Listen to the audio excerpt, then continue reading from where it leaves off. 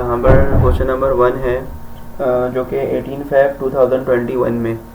अब question number 1 में जो है ये थ्योरी वाइज सारे क्वेश्चन है तो कॉन्सेप्चुअल, लेकिन इसको थ्योरी के पर्सपेक्टिव से करना है। अब सबसे पहले इन्होंने क्वेश्चन दे रखा है कि what is meant by recursive algorithm, what type of computational problem में better be solve using recursive algorithm. अब यूँ समझना पहले ज़रूरी है कि रिकर्सिव एल्गोरिथम क्या होता है, रिकर्सिव एल्गोरिथम हम कहाँ पे लगाते हैं और उसका मतलब क्या होता है। रिकर्सिव एल्गोरिथम जब लगाते हैं जब हमारे पास इनपुट कोई छोटी वैल्यू होती है तो हम उसमें रिकर्सिव एल्गोरिथम अप्लाई करते हैं और हमें उस वैल्यू को सिंपलर फॉर्म में करते हैं। रिकर्जन जो होती है वही बेसिकली उसी को रिजॉल्व करने के लिए जो है यूज़ हम करते हैं रिकर्सिव एल्गोरिथम।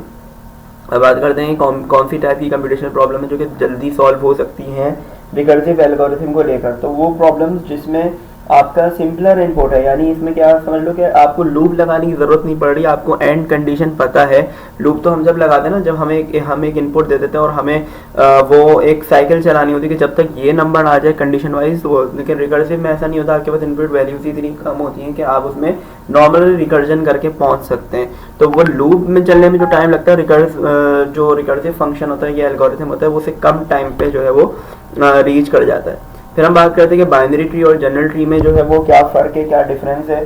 तो इसमें अगर हम देखें तो जो जनरल ट्री होता है उसमें क्या होता है कि उसके हर नोड जो है उसमें मतलब स्टार्टिंग वो ज़ीरो हो सकती है, उसकी कोई भी नोड जो है ना उसकी नोड जो है वो ज़ीरो हो सकती है जनरल ट्री की।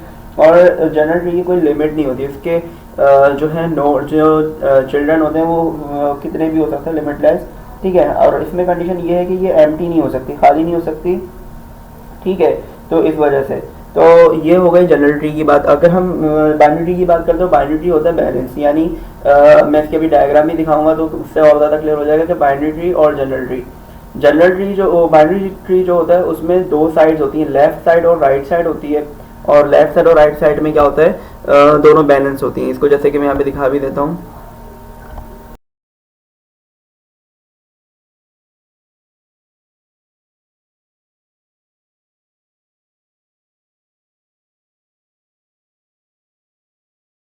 डायग्राम्स की शो करवाऊंगा तो क्लियर हो जाएगा कि जनरल ट्री और बाइनरी ट्री में क्या होता है।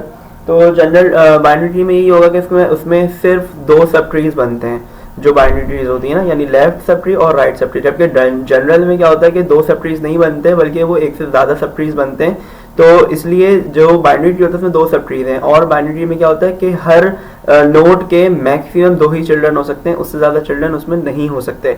और बाइनरी ट्री की जो है वो एक लिमिट है। तो इसके डिफरेंशिएट जो अगर लिखने के लिए आ जाता है तो वो ये हो जाएगा, डिफरेंशिएट ही है बेसिकली अगर वो डिफरेंस पूछ रहे हैं, ठीक है। उसके बाद में पूछा जा रहा है what are the two types of binary heap, elaborate with example. अब बाइनरी हीप जो है वो कितनी तरीके के होते हैं, बाइनरी हीप दो तरीके के होते हैं, एक मिनिमम हीप होती है और एक मैक्सिमम हीप होता है, ठीक है। अब मिनिमम हीप और मैक्सिमम हीप में क्या फर्क है, मिनिमम हीप में क्या होता है कि जो पेरेंट नोड है या जिसे हम रूट नोड कहते हैं वो उसको हम करंट नोड भी कहते हैं। जो करंट नोड जो है वो अपने चिल्ड्रन से छोटी होगी, चिल्ड्रन बड़ा होगा। यानी किस तरह जो है वो इसकी एग्जांपल को डिफाइन करेंगे हम, तो इसकी एग्जांपल जो है वो बिल्कुल नीचे बनी हुई है। यहाँ पे जो ऊपर एग्जांपल नजर आ रही है वो मिनिमम हीप की है, क्योंकि इसमें स्टार्टिंग में 2 जो है वो एक रूट या करंट नोड है जिसका जो लेफ्ट है वो 4 उससे बड़ा है उसका चिल्ड्रन, और राइट पे जो 6 है वो भी उससे बड़ा है। लेफ्ट और राइट पे अरेंजमेंट कैसे की जा रही है, क्योंकि जो छोटी वैल्यू मतलब दोनों कंपेयर करेंगे 4 और 6 को, कि अगर 4 छोटा है तो वो लेफ्ट में जाएगा, 6 बड़ा है तो वो राइट में जाएगा। इसी तरह 5 और 7 है तो वो 4 से अगर कंपेयर किया जाएगा तो वो दोनों बड़े हैं तो 4 के लेफ्ट में 5 आएगा और 7 क्योंकि 5 से बड़ा है वो राइट पे आ जाएगा। इसी तरह सीक्वेंस चलेगी। फिर हम नोड्स के नंबर लिख देंगे 0 1 2 3 4 5 6, और जब इसको हम एक एरे में रखेंगे तो एरे में क्या हो जाएगा 0 2 6, उस एरे में हम इसको रखेंगे और हमारा एक एरे बन जाएगा। इसी तरह सेम जो है वो मैक्सिमम हीप है। तो मैक्सिमम हीप में क्या होगा 20 जो है मतलब मैक्सिमम हीप की अगर हम नॉर्मली इसकी डेफिनेशन देखें तो मैक्सिमम हीप में करंट नोड जो है वो एक तरीके से बड़ी होगी अपने उससे चिल्ड्रन से, ठीक है।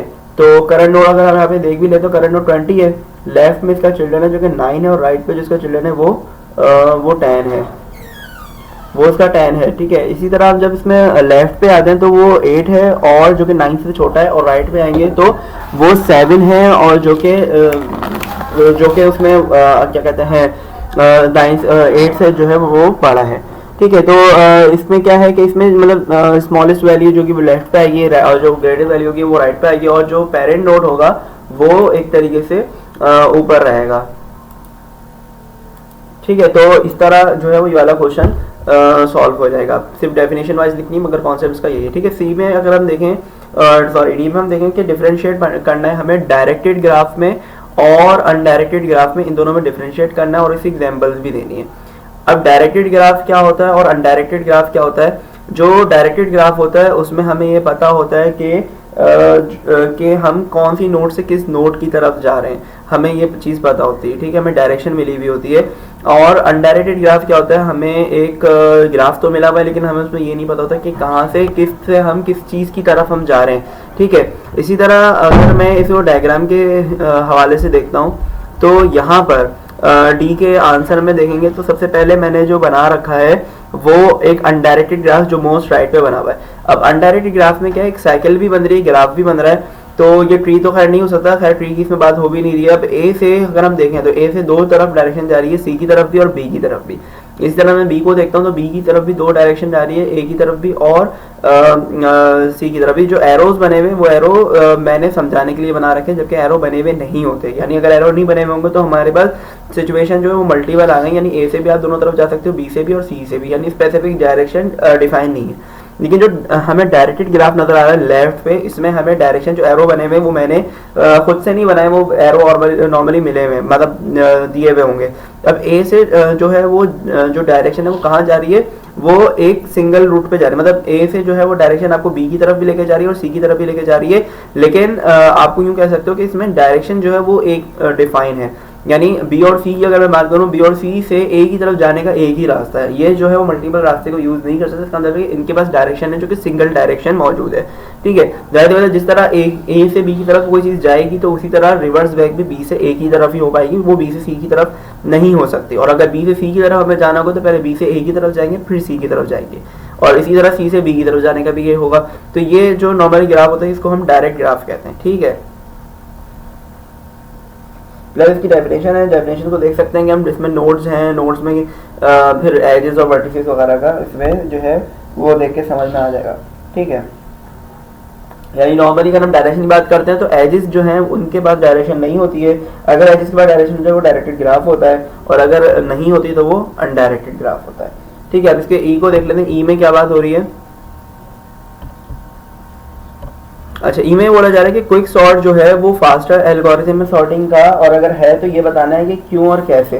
ठीक है, तो सबसे पहले तो ये बता देता हूँ कि जो क्विक सॉर्ट एल्गोरिथम है वो फास्टेस्ट एल्गोरिथम में आता है, लेकिन कुछ कंडीशंस को अगर यूज किया जाए तो फिर उसमें जो है वो इसको हम नहीं लेकर आ रहे होते। यानी अगर इसकी worst time complexity quick sort की हम देखें तो big O of n square है, जो कि एक अच्छी कंडीशन नहीं समझी जाती। मगर अगर हम रैंडमली किसी सेट ऑफ इनपुट को लेते हैं तो हमें जो उसका हमें समझ लो कि आउटपुट मिलता है, या हमें जो भी हमें आउटपुट चाहिए होता है वो उसको जो टाइम लेता है वो नेग्लिजिबल होता है। अच्छा, वो नेग्लिजिबल होता है, उसका मतलब ये है कि फिर ये एक अच्छी चॉइस है। अगर हम रैंडमली कोई भी नंबर ले रहे हैं तो हमें आउटपुट ये जल्दी दे रहा है। ठीक है, और ये मोस्टली तकरीबन सॉर्टिंग एल्गोरिथम को करने के लिए सबसे पहले प्रीफरेंस हम क्विक सॉर्ट को लेते हैं, क्योंकि अगर हमें कोई रिजल्ट जल्दी चाहिए होता है। ठीक है, और ये डिपेंड करता है कि जाहिर सी बात है, अगर हम बात करूँ मैं कि भाई क्विक सॉर्ट अगर हर केस में क्विक है तो फिर हम जो है वो इसी को यूज़ करते हैं, बाकी सॉर्ट को क्यों यूज़ करते हैं, तो ऐसा नहीं है कि कुछ इनपुट जो सेट ऑफ इनपुट होते हैं, जैसे कि अगर मैं बात करूँ क्विक सॉर्ट की,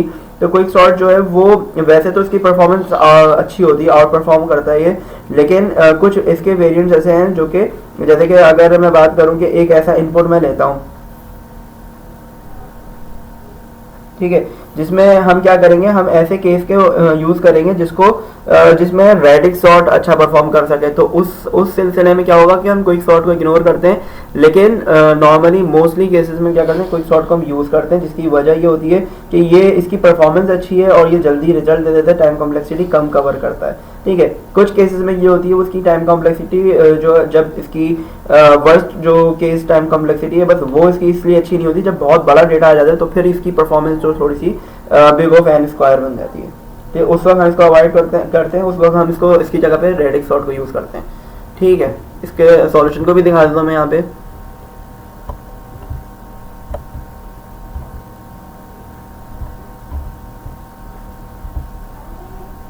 अच्छा, ये है इसका सॉल्यूशन, ठीक है। और इसमें जो है वो रीज़न मैंने लिख रखा है, और तो उसमें देख के समझ में आ जाएगा। सबसे पहले तो ये बता जो है क्विक सॉर्ट का रीज़न कि ये अगर फास्ट है तो क्यों फास्ट है, और हाउ या कैसे फास्ट है, ठीक है।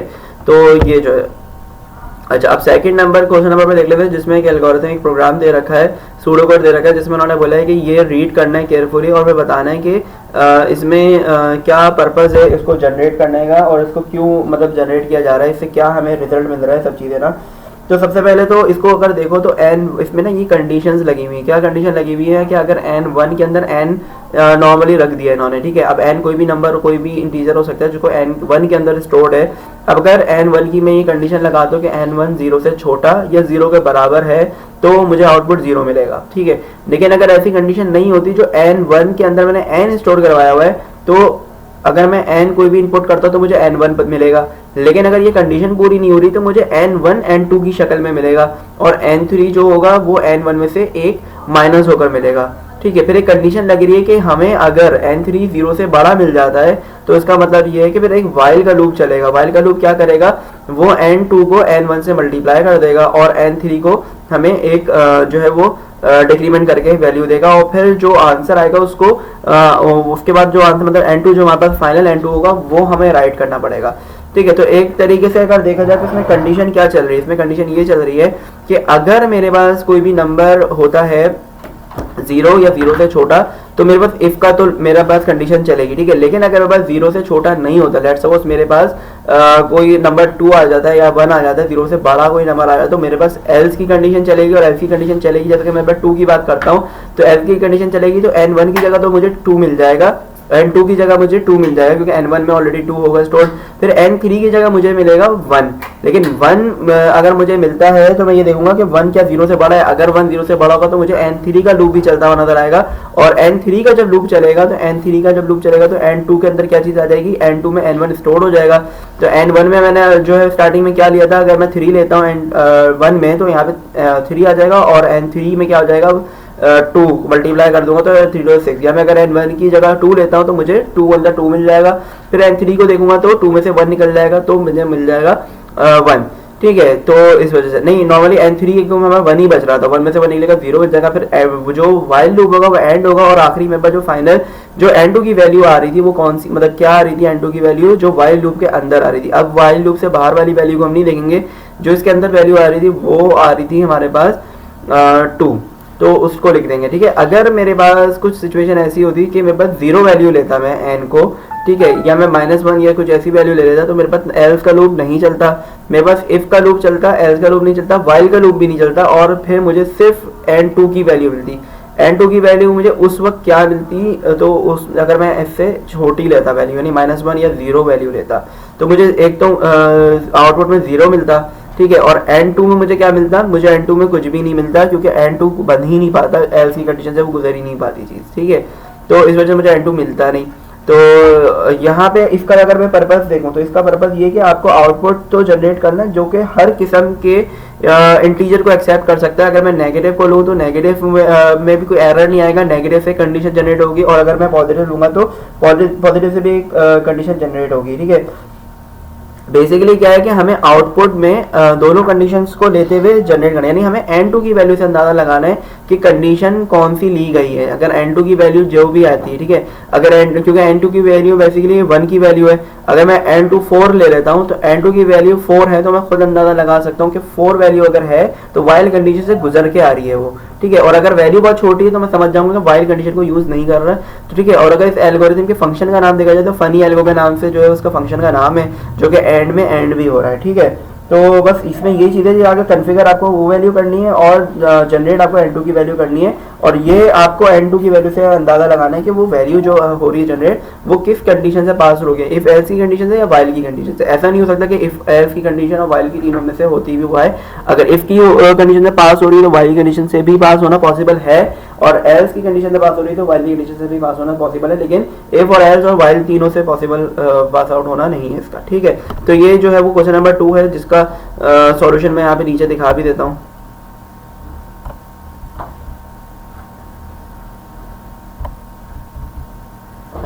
ठीक है, मैं इसमें क्वेश्चन का सॉल्यूशन दिखा दी मैंने।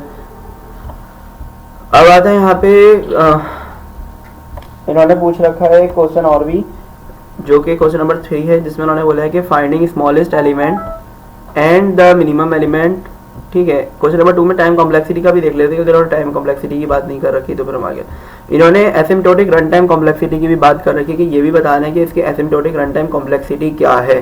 तो एसिम्प्टोटिक रन टाइम कॉम्प्लेक्सिटी की जो है वो 3 केसेस होते हैं। सबसे पहले जो केस होता है वो बिग ओ होता है, और दूसरा केस होता है बिग ओमेगा होता है, तीसरा केस जो होता है वो थीटा होता है।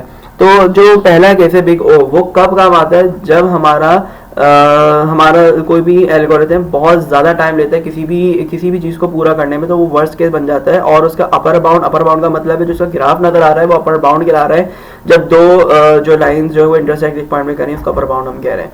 सेकंड केस क्या है, जिसमें हमारा जो कि बेस्ट केस शामिल होता है, क्योंकि इसमें क्या होता है हमारा अपर बाउंड कम से कम बनता है, और अपर बाउंड मतलब इस तरह बन रहा होता है कि हम उसको अपर बाउंड कहते भी नहीं, वो वेव बाउंड पे बन रहा होता है।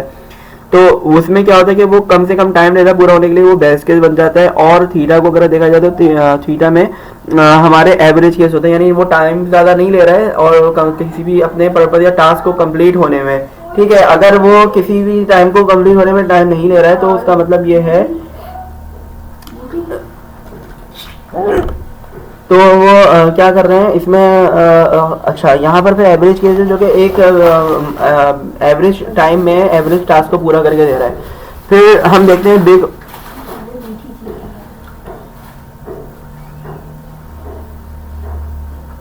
हम ओमेगा को देखते हैं। तो इस कंडीशन में देखेंगे कि हमारे पास ये जो चीज़ हमें नज़र आ रही है, क्या वो फौरन सॉल्व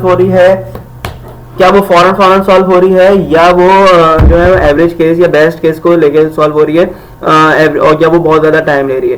तो इसमें अगर हम देखेंगे तो ये हमें ओमेगा एक्सप्रेशन मिलता है, क्योंकि ओमेगा एक्सप्रेशन जो है वो बेस्ट केस में आता है और हमें फौरन रिजल्ट मिल जाएगा, क्योंकि वो प्रोग्राम फौरन ही कन्फिगर कर लेगा कि N2 जो है किस चीज़ से पास आउट होगा, जो भी इसके अंदर N1 की कंडीशन जाएगी। तो एसिम्प्टोटिक नोटेशन जो इसकी होगी वो बिट वाली बन जाएगी, बिग ओमेगा वाली।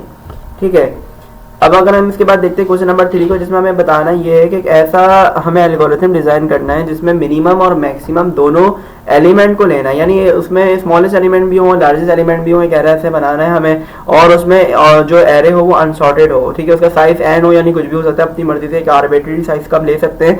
और हमारा जो एल्गोरिथम जो बनेगा, जो रिजल्ट देगा, वो इस तरह के पेयर में रिजल्ट दे कि पहली वैल्यू मिनिमम हो और दूसरी वैल्यू जो है वो मैक्सिमम हो। ठीक है, और मिनिमम को आगे उन्होंने डिफाइन कर दिया है कि मिनिमम जो है वो स्मॉलेस्ट वैल्यू होती है और मैक्सिमम जो है वो लार्जेस्ट वैल्यू होती है। ठीक है, इसको देख लेने क्वेश्चन को। तो यहाँ पे अच्छा, यहाँ पर ज़रूरी नहीं है कि यहाँ पर इसके कोडिंग को लिखा जाए, क्योंकि इन्होंने बोला है सिंपल एल्गोरिथम करना है।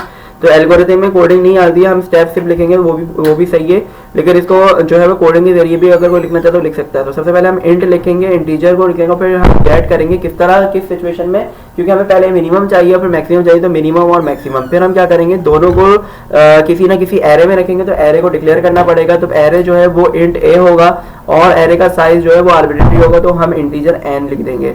फिर हम क्या करेंगे, हमें सबसे पहले मैक्सिमम मिनिमम दोनों लेना है, हम इसको आगे पीछे भी कर सकते हैं, ऊपर नीचे भी कर सकते हैं। तो हमने मैक्सिमम को भी इंटीजर लेना है और मिनिमम को भी इंटीजर लेना है, और मैक्सिमम भी एक ही एरे के अंदर आएगा और मिनिमम भी एक ही एरे के अंदर आएगा। तो एरे को हमने ए नाम दिया हुआ है और एरे जो है वो 0 इंडेक्स से स्टार्ट होगा। ठीक है, उसके बाद हमने कंडीशन लगा दी है कि इनिशियलाइज करवा दिया है कि जो इसकी मिनिमम वैल्यू होगी वो i1 होगा और 1 से लेके n-1 तक। ठीक है, यानी n-1 का मतलब है कि अगर 10 आता है तो 10-1 9 होगा, 9 आता है तो 9-1 8 होगा, यानी मैक्सिमम होगा तो उसके साथ मिनिमम खुद ब खुद जनरेट होता रहेगा।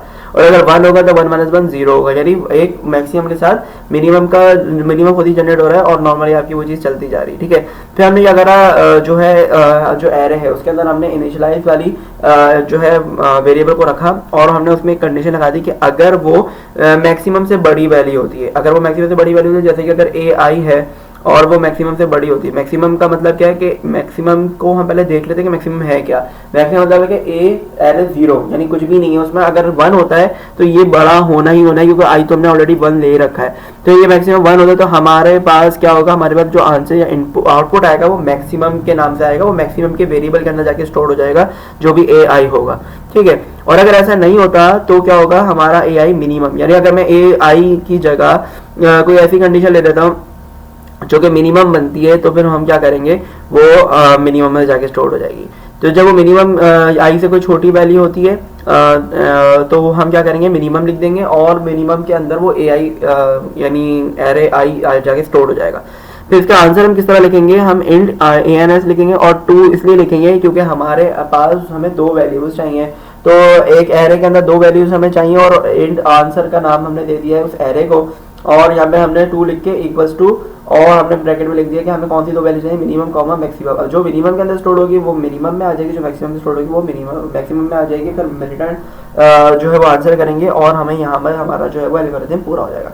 चाहो तो इसको स्टेप में भी कर सकते हैं, अमूमन इसको स्टेप में ही किया जाता है कि आपको इनिशियलाइज करवाना है, ये सब आप इन्वर्टिंग लिख सकते हो स्टेप वाइज ना, क्योंकि एल्गोरिथम जो होता है वो स्टेप वो अलग चीज होती है, सूडो कोड जो होता है वो एक अलग चीज होती है, और मैं ये जो है ये सोर्स कोड है, ठीक है। तो ये इनमें फर्क होता है। एल्गोरिथम की बात करते हैं तो हमें इस झंझट में पढ़ने की जरूरत नहीं है, हम सिर्फ स्टेप वाइज में भी इन चीज़ों को लिखना चाहे तो लिख सकते हैं, क्योंकि नॉर्मली एल्गोरिथम वही चीज़ होती है जो कि आपके कोड को एक्सप्लेन करती है। तो जब कोड को एक्सप्लेन हमें करना है तो हमें कोड लिखने की जरूरत नहीं होनी चाहिए, इसलिए ये तो मैंने ज़्यादा लिखा कि इन केस अगर समझना कोड के जरिए हो तो कोड के जरिए भी समझ सकते हैं, इंग्लिश में लिखना तो कोई बड़ी बात है नहीं, ठीक है। फिर हम आते हैं इसके नेक्स्ट क्वेश्चन में, जो क्वेश्चन नंबर 4 है। हमें ऐसा बनाना है, एक बाइनरी सर्च ट्री बनाना है, यानी BST बनाना है जिसके n नोड्स हैं और उसके रूट भी हैं, और उसका जो है वो नाम, रूट का नाम इन्होंने कुछ भी नहीं दिया, वैसे लिखा हुआ है इन्होंने कि रूट को हम R नाम दे देते हैं। फिर एक ऐसा एल्गोरिथम बनाना है जो कि प्रीडेसेसर रिटर्न करे किसी भी आर्बिट्ररी नोड का। प्रीडेसेसर किसे कहते हैं, जैसे कि अगर मैं एक ट्री बनाता हूँ और उसमें कोई भी नोड लेता हूँ, यानी अगर मैं किसी भी चाइल्ड को लेता हूं तो उसका जो पेरेंट है, उस चाइल्ड का जो पेरेंट है वो प्रीडेसेसर बनता है, यानी प्रीवियस वैल्यू, या प्रीवियस वैल्यू नॉर्मली हम एरे में कह रहे होते हैं, लेकिन प्रीवियस नोड हम कहेंगे ट्री में, ठीक है। तो बाइनरी ट्री है। तो क्वेश्चन नंबर में क्या है कि इसको हमें सिर्फ स्टेप वाइज लिखना है, क्योंकि अगर क्वेश्चन को दोबारा देख लिया जाए तो उसमें बोला क्या है, give a binary search tree and having the, ठीक है, design an algorithm that return the predecessor. ऐसा एल्गोरिथम डिजाइन करो कि जो प्रीडेसेसर को रिटर्न कर रहा हो और किसी भी आर्बिट्ररी साइज का जो है ट्री होना चाहिए, बाइनरी ट्री होना चाहिए। अब प्रीडेसेसर जो है वो उन्होंने आगे डिफाइन कर दिया कि वो किस तरह होना चाहिए, लेफ्ट, नोड और रूट के पर्सपेक्टिव से चले। तो एल्गोरिथम भी इसको देख लेते हैं। हमें क्या करना है, सबसे पहले रूट नोड से स्टार्ट करें। रूट नोड को हम करंट नोड भी कहते हैं, और करंट नोड जो है वो उसको हम सक्सेसरी कहते हैं, और जब वो नल होगी, यानी उससे ऊपर कुछ भी नहीं तो सक्सेसरी नल है। अगर नोड की जो वैल्यू है वो बड़ी हो जाती करंट वैल्यू से, तो जो प्रीडेसेसर होगा वो करंट वैल्यू के बराबर है। क्या मतलब है इसका, कि अगर नोड की वैल्यू करंट वैल्यू से बड़ी हो जाती है, यानी अगर मैं बात करता हूँ कि 2 है और 2 के नीचे इसकी कोई नोड है जिसकी वैल्यू 2 से ज़्यादा है, तो वो क्या हो जाएगा, तो फिर यहाँ पे ये सेकंड कंडीशन फुलफिल होगी कि प्रीडेसेसर वही करंट वैल्यू बन जाएगी, क्योंकि बाइनरी ट्री में क्या होगा, हमारा वो शिफ्ट हो गया, वो शिफ्ट होगी तो अपने प्रीवियस वैल्यू को रिप्लेस कर देगी, जब प्रीवियस वैल्यू को रिप्लेस करके तो खुद वो प्रीवियस बन जाएगी, ठीक है। फिर अगर हम बात करते हैं थर्ड की, तो थर्ड इफ नोड की वैल्यू अगर लेस होती है करंट वैल्यू से, यानी नोड की वैल्यू रूट की वैल्यू से लेस होती है, तो करंट वैल्यू जो होगी वो लेफ्ट में ही आ जाएगी, क्योंकि वो ऑलरेडी लेफ्ट में ही होगी, तो लेफ्ट पे आ जाएगी। अगर वो लेस होगी तो नॉर्मली बाइनरी में भी यही होता है, लेस वैल्यू लेफ्ट पे आती है, तो इस वजह से if node value equal to current value and node left does not equal to null, यानी नल नहीं है, कोई ना कोई वैल्यू नोड में है, ठीक है, और तो उसका प्रीडेसेसर क्या होगा, प्रीडेसेसर हमें मैक्सिमम वैल्यू मिलेगी, ठीक है, क्योंकि इसमें लिखा हुआ है कि नोड वैल्यू और करंट वैल्यू बराबर है, तो हमें वो मैक्सिमम मिलेगी, बराबर में मिनिमम तो हो नहीं सकती। फिर लास्ट में क्या करना है, जो भी आंसर आ रहा होगा वो रिटर्न करेगा प्रीडेसेसर को, तो रिटर्न प्रीडेसेसर करना है। कॉम्प्लेक्सिटी भी मैंने यहाँ पे लिखी हुई है, कॉम्प्लेक्सिटी को किस तरह आप डिफाइन कर सकते हैं, किसी मतलब इसकी जो कॉम्प्लेक्सिटी होगी इन ऑर्डर प्रीडेसेसर की, ये big O of log n होगी। तो इसमें क्या होगा कि जो ये नॉर्मली बाइनरी ट्री की यही होती है, चाहे हम प्रीडेसेसर की बात करें या ना करें, तो इसकी जो कॉम्प्लेक्सिटी ये होती है, यानी नॉर्मली बेसिकली इसमें ट्रैवर्सल नहीं हो रहा है, लेकिन इसमें जो है वो एक कंडीशन चेक हो रही है, तो कंडीशन जब चेक हो रही है तो उसमें हम इसकी टाइम कॉम्प्लेक्सिटी को चेंज नहीं करते, टाइम कॉम्प्लेक्सिटी इसकी वैसी की वैसी रहेगी, ठीक है।